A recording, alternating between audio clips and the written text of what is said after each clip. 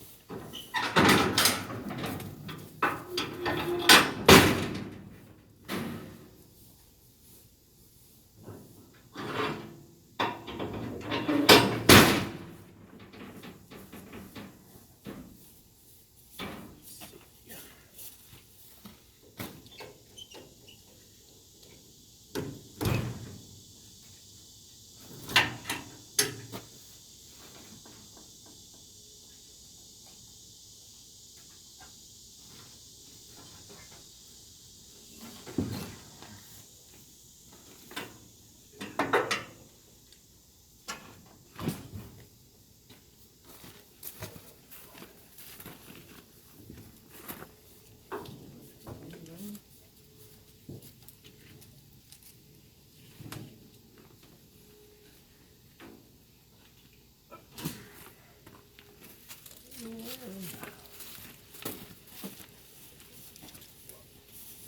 think as long as I move these Jeep grills and this random race car body.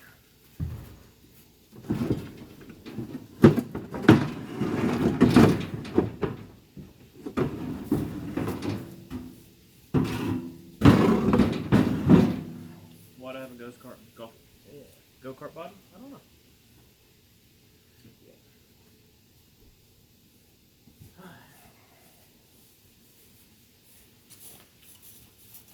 Let's see.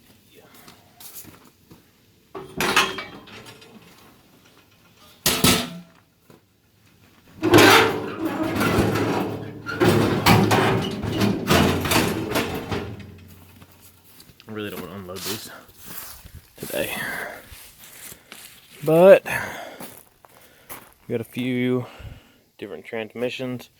Let's start with one that everybody probably knows, and that'll be an SM465.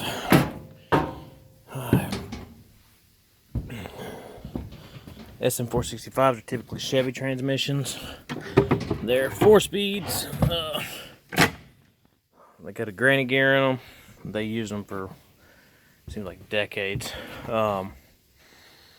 Let's compare it to, I don't know, I guess the Ford transmission, I guess. See, it's kind of got like a weird slope to it. It's kind of a big transmission. This has got a 10 spline output. They came in 32 spline outputs.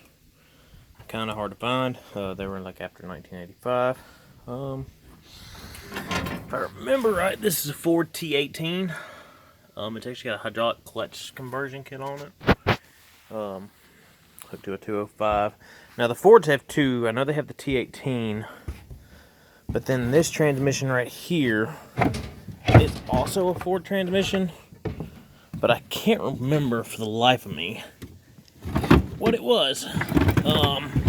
It's not a Borg & Warner, so it's not a T18. It has a different hump in it. I think it's an SM series of some type, but the Fords come in both. Obviously the T18 style, and then whatever this style is. I think this one might be a big block Ford, and that one's a small block Ford. I know that one's a 79 Bronco, and that one came from a Windsor motor. This one right here is an SM435, and I don't believe this is the granny gear transmission. It's very different from the 465, obviously. Mainly this cast right here. It's kind of a giveaway. And I think that these actually have an aluminum top, while the SM465s have cast, but I think I've seen the SM465s with cast iron. Hey, get out of there. And this is an oddball right here. It's called an NP440.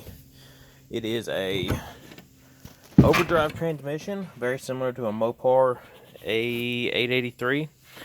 Most of the Mopar overdrives were aluminum, while the ones behind the 6.2 diesels and the Chevys were cast iron. Pretty stout transmission, pretty rare transmission, but not really desirable.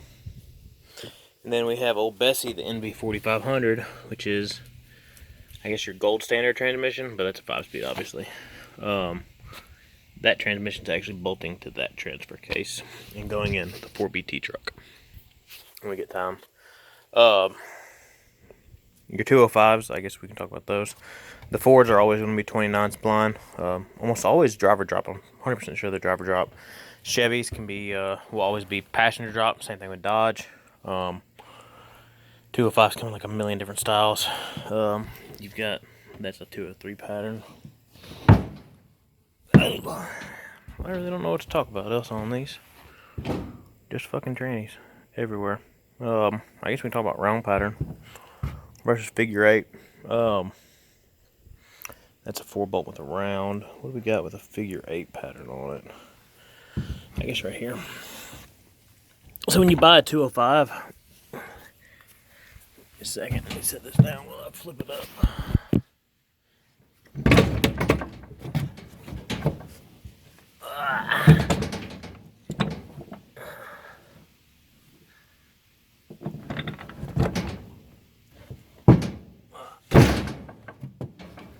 Alright, we're back.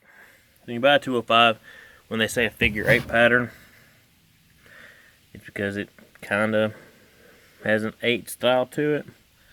This is what you would call a round pattern. Just bolt to that.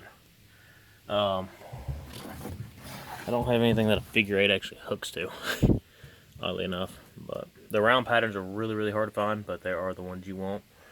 Typically, round pattern Chevy transmissions are always going to be round pattern Chevy transmissions are going to be like 1985 and up. Most of them are going to be 208s and, you know, 241s and such. There's my trailer full of trannies. Don't really know what else to talk about on them. I'm sure eventually one day when I get my computer set up and all that to do editing, I'll go do a breakdown on different transmissions and shit. That's kind of the goal. But, yeah. It's just kind of a general video. Toodaloo.